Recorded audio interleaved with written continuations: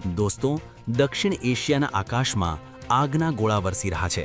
અફઘાનિસ્તાન અને પાકિસ્તાન વચ્ચેનો તણાવ હવે ખુલ્લા યુદ્ધમાં ફેરવાઈ ગયો છે.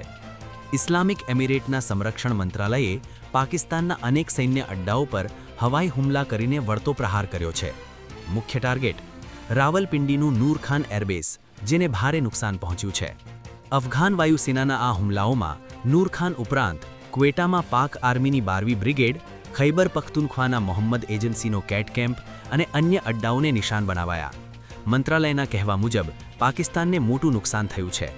આ સ્ટ્રાઇક પાકિસ્તાનની અફઘાન વિસ્તારમાં કરેલી એર સ્ટ્રાઇક્સના જવાબમાં કરાઈ છે. આ નૂર ખાન એરબેઝને છેલ્લા 9 મહિનામાં બીજી વખત આંચકો લાગ્યો છે. ગત વર્ષે મેમાં ભારતે ઓપરેશન સિંદૂર હેઠળ આ જ બેઝને ટાર્ગેટ કર્યું હતું, જે 22 એપ્રિલે પહેલગામમાં થયેલા આતંકી હુમલાના જવાબમાં હતું. પાકિસ્તાન માટે આ ડબલ ઝટકો છે.